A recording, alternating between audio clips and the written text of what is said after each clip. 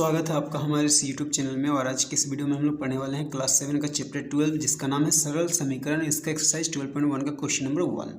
तो देखिए 1 number question क्या है, निम्नलिखित में से समीकरण को छांटिए। तो देखिए समीकरण कैसे पहचानेंगे, तो देखिए समीकरण के लिए क्या होना चाहिए, जो चर का मान है ना वो एक निश्चित मान होना चाहिए। देखिए पहला क्वेश्चन में जैसे क्या 2x + 5 क्या है लेस देन 1, मतलब 2x + 5 का मान जो है वो 1 से कम है। मतलब यहाँ पे x का मान कुछ भी अगर रखते हैं तो वो क्या आएगा, 1 से कम आएगा। अब 1 से कम एक संख्या नहीं होता है, 1 से कम बहुत सारे संख्या होती है, मतलब -2 -1, ठीक है, 0 -3 -4, तो बहुत सारा संख्या यहाँ पे आ सकता है। तो यहाँ पे 2x + 5 जो है 1 से कम है, मतलब यहाँ पे x का कोई एक मान निश्चित नहीं है। तो जहाँ पे चर का मान, यहाँ पे चर क्या है x, जहाँ पे चर का मान निश्चित नहीं होता है वो समीकरण नहीं होता है। तो यहाँ पे हम लोग क्या लिखेंगे, ये समीकरण नहीं है। ठीक है।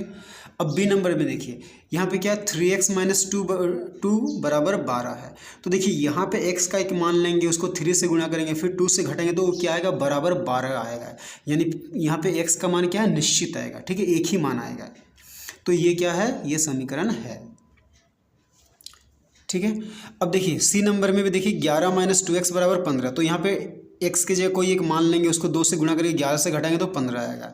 ठीक है, तो यहाँ पे बराबर के चिन्ह है यानी कि 15 आएगा। तो यहाँ पे x का क्या है, कोई एक मान ही यहाँ पे एक निश्चित मान होगा। तो ये भी क्या है, समीकरण है। ठीक है। अब देखिए डी नंबर में क्या 3x > 13, मतलब 3x जो है वो 13 से बड़ा है। तो x का हम लोग कुछ भी मान लेंगे तो 13 से ज़्यादा आएगा। तो 13 से ज़्यादा बहुत सारा संख्या हो सकता है। तो यहाँ पे चर का कोई निश्चित मान नहीं आ रहा है, तो क्या लिखेंगे, ये समीकरण नहीं है।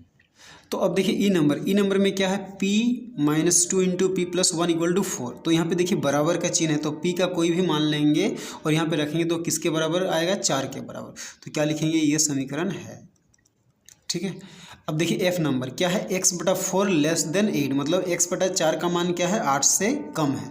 तो यहाँ पे 8 से कम एक बहुत सारा संख्या हो सकता है। ठीक है, तो यहाँ पे x का कोई निश्चित मान नहीं है, यानी कि चर का कोई निश्चित मान नहीं है। तो क्या लिखेंगे, ये समीकरण नहीं है। ठीक है, तो हम लोग इस तरीके से भी समीकरण पहचान सकते हैं कि जहाँ पे बराबर का चिन्ह होगा वो समीकरण होगा, और जहाँ पे बराबर का चिन्ह नहीं होगा वो समीकरण नहीं होगा। ठीक है, तो चलिए अब हम लोग क्वेश्चन नंबर 2 बनाते हैं। तो 2 देखिए क्या है, निम्नलिखित कथनों के लिए एक चर वाला समीकरण प्राप्त कीजिए। ठीक है, तो 5 क्वेश्चन है, हम लोग एक एक करके हल करते हैं। तो देखिए पहला क्वेश्चन क्या कह रहा है, तो देखिए पहला क्वेश्चन है कि p के 2 गुने में 3 जोड़ने पर 13 प्राप्त होता है। ठीक है, तो p के 2 गुने में हम लोग 3 जोड़ेंगे तो क्या मिलेगा, 13। तो इसका समीकरण क्या होगा, तो लिखते हैं समीकरण। ठीक है, तो क्वेश्चन क्या कह रहा है, p के 2 गुने में यानी कि 2 गुणा p, उसमें 13 जोड़ेंगे तो जोड़ 13, तो सॉरी 3 जोड़ेंगे तो जोड़ 3, तो हमें कितना मिलेगा, 13, तो बराबर 13। तो हमारा आंसर क्या आया, 2 गुना p यानी कि 2p + 3 = 13। ठीक है, तो ये हो गया हमारा आंसर। अब देखिए 2 नंबर, तो क्वेश्चन 2 नंबर क्या कह रहा है कि 2 लगातार विषम संख्याओं का योगफल 32 होता है। तो देखिए 2 लगातार विषम संख्या मतलब क्या होता है, जैसे 1,3 या 3,5।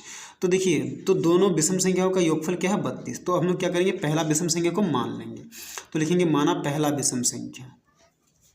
तो देखिए पहला विषम संख्या को हम लोग क्या मानते हैं, x मानते हैं। तो अब हम लोग लिखेंगे दूसरा विषम संख्या।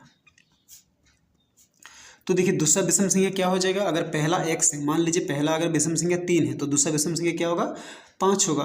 तो 3 में क्या किए, 2 जोड़े तो 5। तो इसी तरह क्या है, हम लोग पहला विषम संख्या x माना है तो दूसरा विषम संख्या क्या होगा, x + 2। अब हम लोग लिखते हैं समीकरण।